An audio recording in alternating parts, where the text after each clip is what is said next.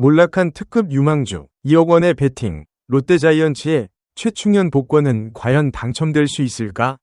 상진 매직이 시험대에 오르다. 한때 KBO 리그 최고의 젊은 고원 투수로 리그를 호령하던 투수가 있었다. 강력한 포심 페스트볼을 앞세워 20살이 나이에 국가대표 유니폼을 입고 아시안게임 금메달을 목에 건 그야말로 미래의 삼성 라이온즈 그 자체였다. 하지만 그 영광은 너무나 짧고 강렬했다. 혹사라는 이름의 짙은 그림자가 드리워졌고 이어진 부상과 선수 본인의 부적절한 처신, 음주운전은 그를 나락으로 떨어뜨렸다. 끝내 그의 2024 시즌 최종 평균 자책점은 충격적인 수치인 37.80을 기록했다. 이는 1군 무대에서 방출이 거론되는 수준을 넘어 재기 불가능이라는 낙인을 찍는 듯했다. 그런데 이 몰락한 유망주에게 손을 내민 구단이 나타났다. 바로 롯데자이언츠다. 그것도 3라운드 지명권과 함께 2억 원의 보상금을 내걸면서 말이다. 모두가 이 정도의 과투자가 말이 되는가?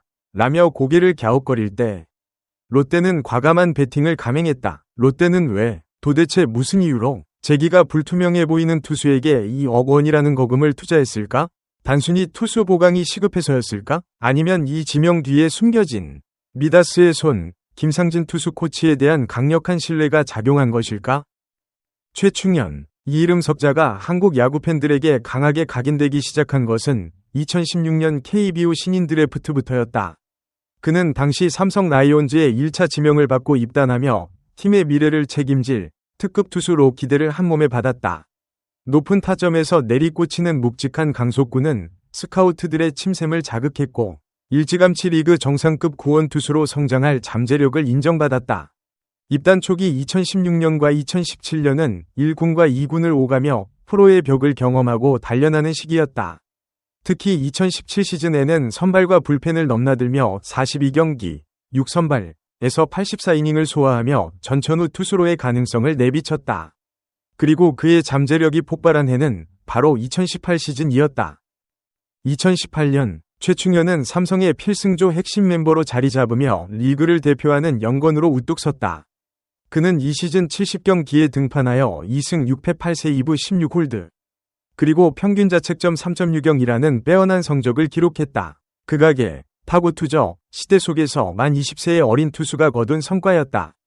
그의 홀드 기록은 리그 전체 7위에 해당했으며 당시 기록한 대체 선수 대비 승리 기여도 스태티즈 기준은 3.08에 달했다. 이는 만 23세 이하의 어린 투수 가운데 리그 2위에 해당하며 모든 구원 투수를 통틀어 1위일 만큼 압도적인 활약이었다.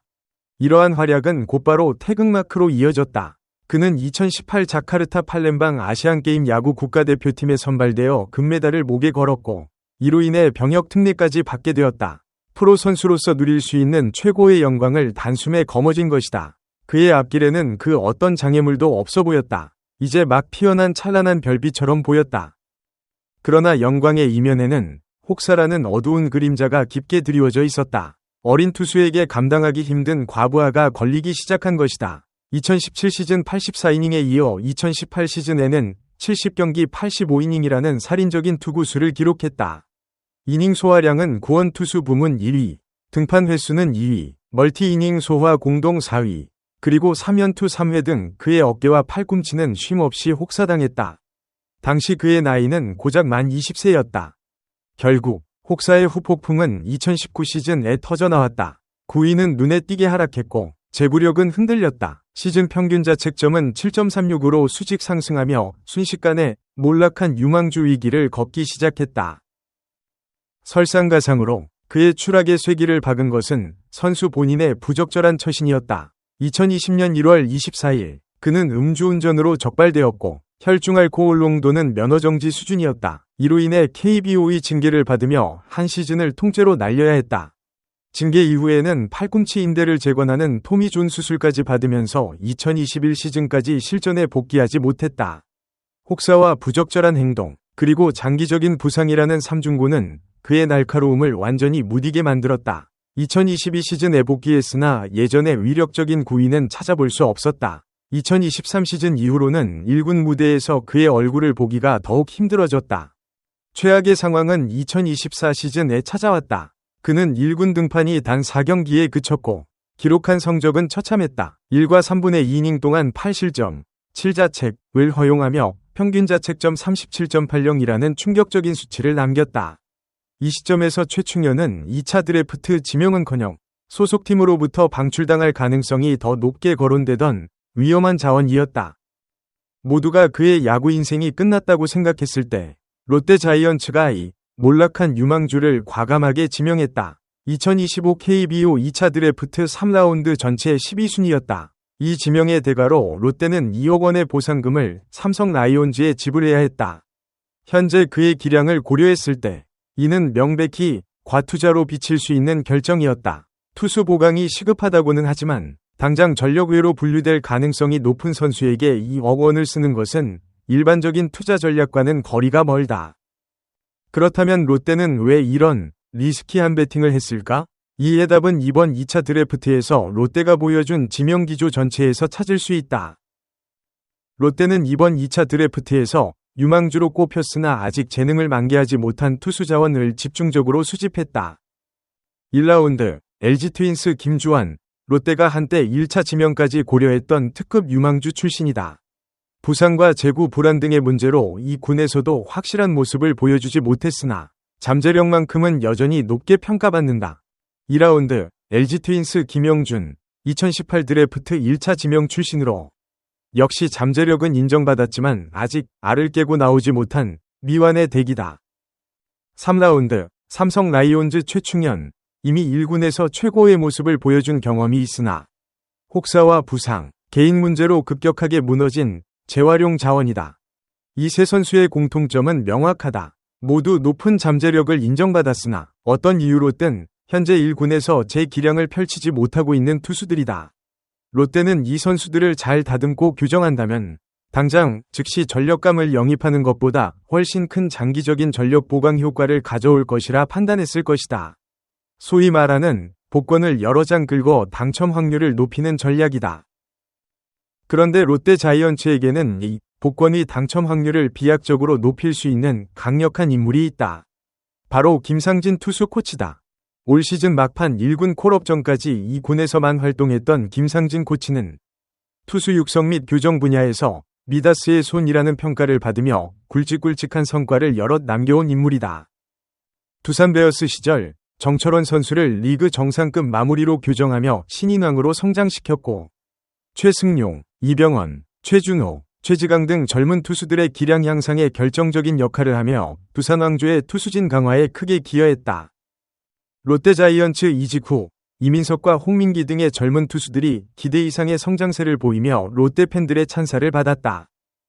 특히 주목할 만한 선수는 윤성빈이다. 그는 입단 후 8년이라는 긴 시간 동안 여러 코치의 지도를 거쳤음에도 불구하고 잠재력을 터뜨리지 못하며 애증의 대상이었는데 김상진 코치의 손을 거치면서 드디어 가능성을 보이기 시작했다. 수직으로 상승하는 그의 평가와 함께 팬들 사이에서는 상진 매직, 생진 매직이라는 별명까지 생겨났다. 롯데 구단은 김상진 코치의 투수 교정 능력과 심리 지도 능력을 그 누구보다 강하게 신뢰하고 있다. 이번 2차 드래프트에서 즉시 전력감보다는 원석이나 몰락한 유망주를 대거 지명한 배경에는 이 상진 매직을 통해 선수들의 잠재력을 끌어낼 수 있다는 확신이 깔려 있는 것이다. 롯데 자이언츠는 올해 악몽과도 같은 시즌을 보냈다. 시즌 초반 3위로 순항했으나 8월 이후 충격적인 대규모 추락을 겪으며 또다시 가을 야구 무대를 밟지 못했다. 그 과정에서 전반기에 혹사당했던 불펜진의 붕괴가 결정적인 패인이 되었다. 결국 롯데는 차기 시즌을 대비하여 투수 자원을 적극적으로 보강할 필요성을 절감했고 단순한 즉시 전력감 확보를 넘어 투수진의 근본적인 체질 개선을 목표로 삼았다. 최충현 지명은 이 목표를 상징적으로 보여주는 결정이다. 그에게는 이미 리그 최고의 구위로 성공을 맛본 경험이 있다. 무너진 것은 구위 자체라기보다는 혹사로 인한 신체적 피로와 이어진 부상, 그리고 무엇보다 멘탈적인 붕괴였다. 만약 김상진 코치가 최충현의 고질적인 문제였던 재구 불안을 잡아주고 잃어버린 자신감을 되찾아준다면 2억 원은 오히려 대박으로 돌아올 수 있는 최소한의 투자 금액이 될 것이다. 37.80이라는 평균 자책점은 그가 얼마나 밑바닥까지 내려왔는지를 보여주지만 동시에 그는 3.08이라는 워를 기록했던 젊은 괴물이었다는 사실을 잊어서는 안 된다.